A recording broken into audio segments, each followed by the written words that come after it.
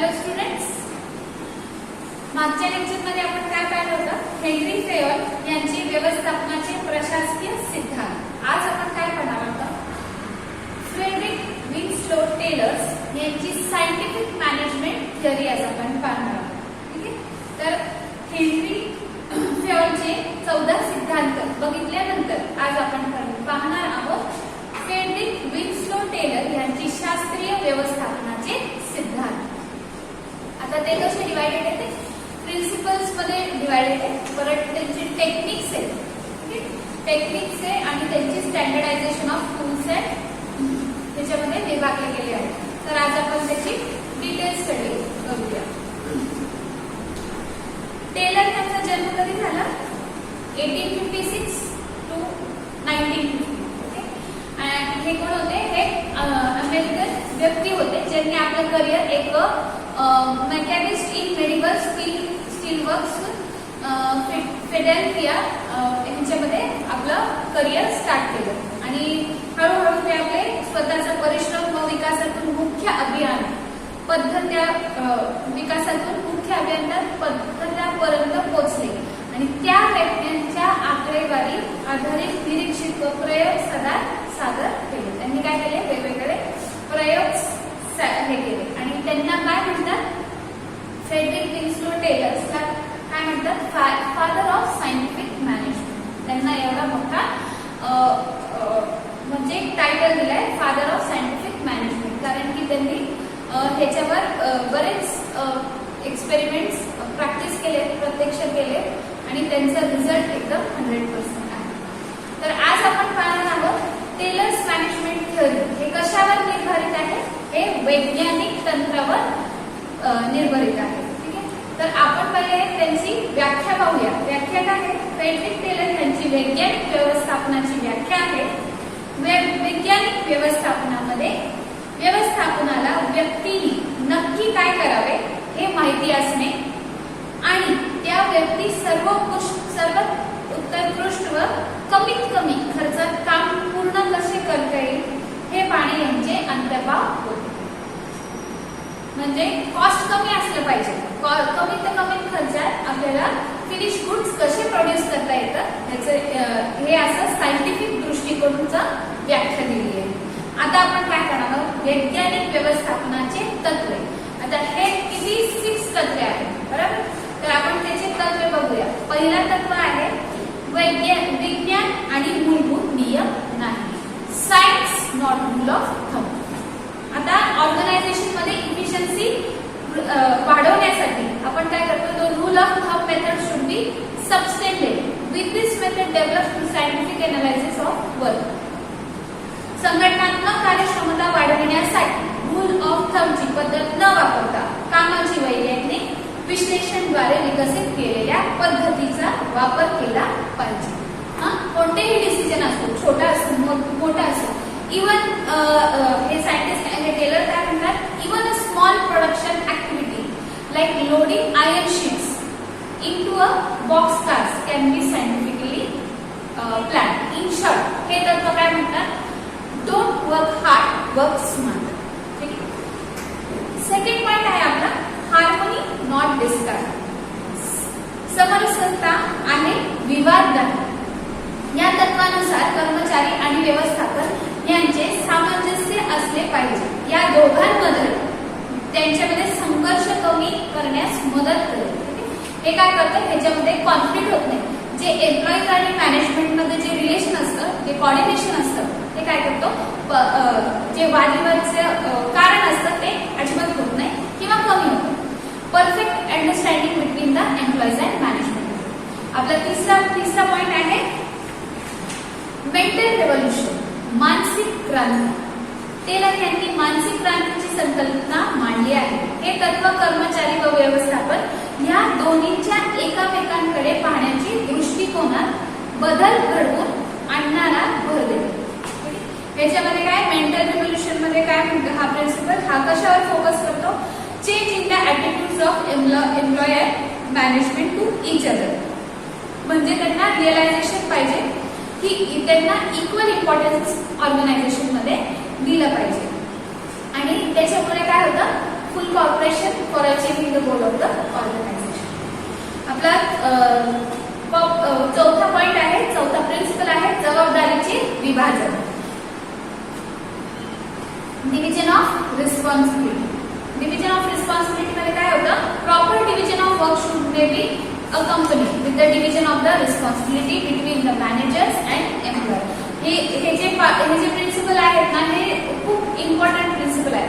म्हणजे division of work proper allot केलं गेलं तर ते आपोआप आपले जे वर्क आहे ते इफिशियंटली आणि स्मूथली चालतं. ठीक आहे. So major planning is done by the top and middle level management. उच्च व माध्यम स्तरावरती व्यवस्थापन अधिकाऱ्याकडनं कामाचे नियोजन केले जाते आणि तर कर्मचारी त्यांच्या अंमलबजावणीवर लक्ष केंद्रित करतात. आपला पाचवा प्रिन्सिपल आहे कॉपरेशन नॉट इंडिव्हिज्युअल. सहकार्य आहे, व्यक्तिगत स्वार्थ नाही. हे तत्व कार्याबद्दल म्हणजेच कर्मचारी व व्यवस्थापनातील परस्पर सहकार्यात महत्व देते. सहकार्य, विश्वास, संघभावना इत्यादीमुळे अंतर्गत स्पर्धेचे रूपांतर सुद्धा संघटनात्मक वातावरण होतो. हे काय, हे कशावर कन्सिडर करतो, कशावर फोकस येतं, mutual coordination between whom, mutual coordination between the workforce, तेच म्हणजे employees and management. Due to this corporation team spirit हे एन्व्हायरमेंट क्रिएट होतं आपल्या वर्कमध्ये and internal competition will turn into the healthy working. ह्याच्यामध्ये ते आपण कॉम्पिटिशन झाल्यामुळे आपण आपल्या कामावर जास्त भर देतो आपण कामामध्ये आणि ते कसं एन्व्हायरमेंट कसं होतं, त्याच्यामध्ये वादविवाद होतात, त्याच्यामध्ये आणखी एन्व्हायरमेंट हेल्प होतं आणि वादविवाद जे ते कमी होतात. आता आपण 6वा प्रिन्सिपल बघणार आहोत development of employees and for their greater efficiency and maximum prosperity. अधिक कार्यक्षमता व समृद्धीसाठी मालक आणि कर्मचाऱ्यांचे विकास. कोणत्याही संघटनेची उत्कृष्ट कामगिरी फार मोठ्या प्रमाणात त्या संस्थेत कर्मचाऱ्यांच्या कौशल्यांवर आणि श्रमिकांवर अवलंबून असते. It depends upon skills and capabilities of their employees. त्याच्यामुळे हा प्रिन्सिपल काय म्हणतो की तुम्हाला जर ऑर्गनायझेशनची इफिशियन्सी, प्रॉफिटेबिलिटी वाढवायची असेल तर तुम्ही वेळोवेळी त्यांना ट्रेनिंग द्या. ट्रेनिंगमुळे म्हणजे जे मॉडर्न टेक्निक्स आले, मॉडर्न जे निर्माण होतात त्याची आपल्याला जाणकारी असली पाहिजे. एम्प्लॉईजला त्याची काय जाणकारी पाहिजे आणि त्याच्या अनुसार ते वर्क चालू पाहिजे. मग हे तत्व काय म्हणतं की त्यांना वेळोवेळी ट्रेनिंग द्यायची. ठीक आहे. आता आपली त्याची दुसरी विभागणी करणार आहोत आपण techniques of the scientific management. त्याच्यामध्ये काय येतं, work study. Work study before assigning the work to the available workforce. Proper work study should be done by the management. पूर्ण जे आपल्याला काम करायचं आहे त्याचा पूर्ण अभ्यास आपला झाला पाहिजे. शास्त्रीय व्यवस्थापनाची काही महत्त्वाचे तत्व असे असतात. वर्क स्टडी मध्ये त्याला खूप भार दिला जातो. उपलब्ध कर्मचाऱ्यांनी काम नेमून देण्याआधी व्यवस्थापनाकडून त्याची कामाचे योग्य अभ्यास केले पाहिजे.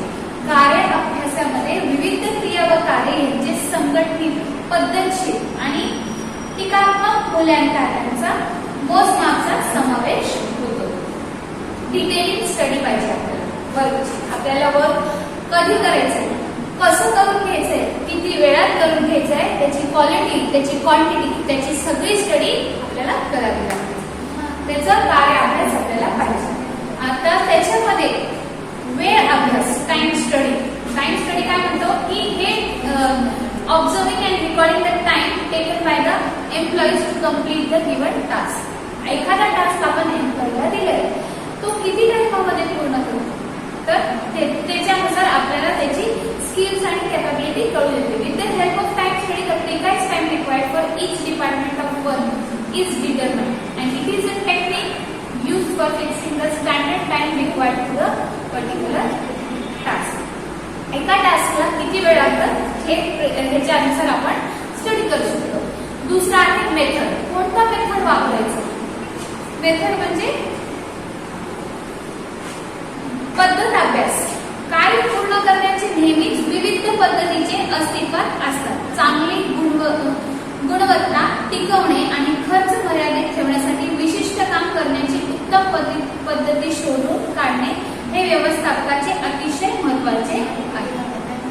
ही स्टडी खूप इम्पॉर्टंट आहे. मेथड कोणतं यूज करायचं आणि कमी टाइमामध्ये किती जास्त गुड्स आपले मॅन्युफॅक्चर होतील ह्याची आपल्याला मेथड आपल्याला कसं चूज करायचं आहे. मोशन स्टडी म्हणजे हालचाल अभ्यास.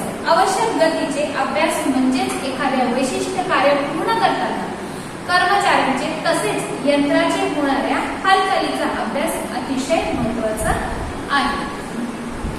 Study required motion means movement of an employee as well as machine. While completing a particular task, it is very important. It is helpful in eliminating unnecessary motions. आता last आपलं म्हणजे study आहे थकवा अभ्यास, फॅटिग्यू study. साधारणपणे कामाची पुरेशी विश्रांतीशिवाय जागताच नेमून दिलेले काम पूर्ण करण्यास ताण, कामकाजाचे अवजड साधने आणि कामाच्या ठिकाणी खराब परिस्थिती या सर्वांचा परिणाम शारीरिक व मानसिक ताण म्हणजेच थकवा येतो. जनरली जेव्हा लॉंग वर्किंग आवर असतात with insufficient breaks, target pressure, heavy working tools and poor working condition results in physical and mental stress. It has an adverse effect on the health and efficiency of the employees. And these studies and step to reduce the level of stress. म्हणजे खूपच working, खूपच load टाकलं त्यांच्यावर एम्प्लॉईजला, खूपच कमी period मध्ये त्यांच्याकडून जास्त काम करून घेतलं तर ते कशावर असेल, त्यांच्या मेंटल स्ट्रेसवर आणि फिजिकल स्ट्रेस, त्यांना दोन्ही स्ट्रेस येते. तर ह्याची तुम्ही डिटेल स्टडी करावं की एम्प्लॉईजला जास्तीत जास्त लोड यायला नको, म्हणजे कामही आपलं पूर्ण झालं पाहिजे आणि त्यांनाही मेंटल स्ट्रेस आणि फिजिकल स्ट्रेस येता कामा नये. आता त्याच्यामध्ये दुसरी टेक्निक आहे standardization of tools and equipments. Standardization of tools म्हणजे काय येणार, कामाच्या ठिकाणी केलेल्या प्रयोगांचे परिणाम आधारे टेलर यांनी साधने आणि उपक्रमणाचे मानकीकरणास समर्थन दिले. कामाच्या ठिकाणी वातावरण व उत्पादनाचे पद्धती प्रमाणीकरण केल्यामुळे वस्तूंचं अपव्यय, उत्पादन खर्च व कामगारातील थकवा कमी करण्यास मदत होते आणि कामाची गुंतवणी सुधारते.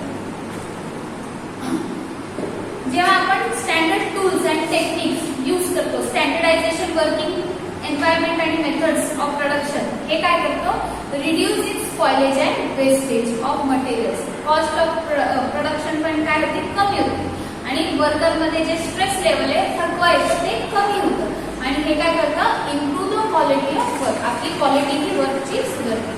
आपला तिसरा टेक्निक आहे सायंटिफिक टास्क सेटिंग, वैज्ञानिक कार्यरचना. टेलर यांनी दिवसभरातील उचित काम निश्चित करणारे जोर दिला. कामगारांना त्यांची क्षमतापेक्षा कमी दर्जे काम करण्यापासून रोखण्यासाठी वैज्ञानिक पद्धतीचे कार्यरचना करणे महत्वाचे आहे आणि ह्या तंत्राचा वापर करूनच कामगार त्यांचे कार्य प्रमाणित मानकानुसार पूर्ण करतील. त्याच्याबरोबर व्यवस्थापन, त्यांना काय होतं, त्याचे सायंटिफिक टास्क सेटिंग म्हणजे Taylor emphasizes need fixing fair day work scientific setting in the important to prevent employees from the doing much work below their capacity. ठीक आहे, हे काय वैज्ञानिक कार्यरचना. आता आपला चौथा टेक्निक आहे वैज्ञानिक निवड व प्रशिक्षण, scientific selection and training. Management can select right person for the right job by using scientific selection. Scientific जे आपलं व्यक्तिमत्व असतं ते मॅनेजमेंटनी कसं ठेवावं, सायंटिफिक ठेवावं. तर जेव्हा आपण सिलेक्शन करतो कोणत्याही पर्सनला कोणत्याही जॉबसाठी, तर ते कसं सायंटिफिकली सिलेक्शन प्रोसिजर करावी लागते आणि त्याला काय, it needs to fix job specification as per their requirement. Employees and are selected according to their predetermined standards in the impartial way. And after the selection, management काय करतो, management should provide their training programs to increase their efficiency.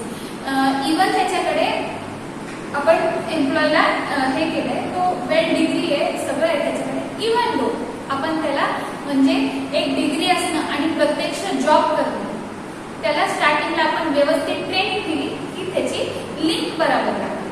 तर काय आहे scientific selections and after selection काय and training. आपला पाचवा तत्व आहे फंक्शन ऑर्गनायझेशन, कार्यात्मक संस्था. टेलर यांचे संकल्पने नियोजन अंमलबजावणीसाठी वेगवेगळे केले आहे. तर ह्याच्यावर काय तर टेलर काय म्हणतो planning is separated from implementation. That means planning is done by different people and actual work is supervised by the different. काम कोणी दुसरं करतो, सुपरवायझर कोणी दुसरं करतो and this every worker will be supervised by 2 different sets of supervisor. आणि हे ह्याच्यामध्ये काय रिकमेंड करतात control over the various aspects of production and they are categorised as follows. Planning level, implementation level, नियोजन स्तरावर आणि अंमलबजावणी स्तरावर.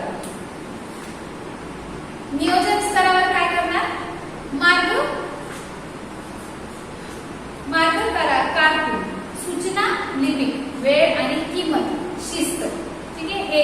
हे नियोजन करताना आपण हे जे 3 टेक्निक्स आहेत ते 4 टेक्निक्स आहेत ते आपण यूज करणार आहोत. आता इम्प्लिमेंटेशन लेवलवर आपण काय म्हणणार गँग boss actually get the work done. गँग बॉस काय करते गट प्रमुख ऍक्च्युअली हे काम करून घेतात. स्पीड बॉस म्हणजे वेग प्रमुख काम ठरलेल्या वेळात पूर्ण होईल ह्याची काळजी घेते. दुरुस्ती प्रमुख repair boss handle security and maintenance of mechanism. हे काही मशिनरी टेक्निक्स मध्ये प्रॉब्लेम आली तर हे हँडल करतात. निरीक्षित काम पूर्व अधिकारी मानकानुसार होण्याची शास्त्र देतो. इन्स्पेक्टर हे काय करतो ensure that work is done as per specified standard. Specified standard जे आपण नियोजन मध्ये ठरवले होते त्याप्रमाणे काम झालं आहे की नाही हे इन्स्पेक्टर हे काम करतो. तर according to the Taylor with the help of proper division of work all activities into planning and implementation management can definitely achieve by requiring performance from the employees. आणि आपला 6th आहे differential piece rate wage plan. Remuneration should be fixed in the way that average worker is motivated to attain standard output. साधारण कामगाराची प्रमाणित उत्पन्न मिळवण्यासाठी प्रेरित होईल अशा पद्धतीने मोबदला ठरवले गेले पाहिजे. आणि यासाठी टेलरनी विभागनात्मक दर वेतन योजना सुचवली आहे. आणि ह्या योजनेनुसार प्रमाणित मानापेक्षा जास्त काम पूर्ण करण्याचे कामगारांचे उच्च दर्जा प्रस्ताव दिला जातो. तर आज आपण त्याचा अभ्यास केला आहे. फ्रेडरिक टेलर यांची सायंटिफिक थेअरी पाहिली आहे. तर ह्याची आपण 2 विभाग पाहिले आहेत. सायंटिफिक वैज्ञानिक व्यवस्थापनाचे तत्वे आणि मग त्यांचे टेक्निक्स. तर ह्याचा तुम्ही ट्री डायग्राम करून अभ्यास करू शकता. ते तुम्हाला खूप हेल्पफुल होईल. Thank you and keep watching my video.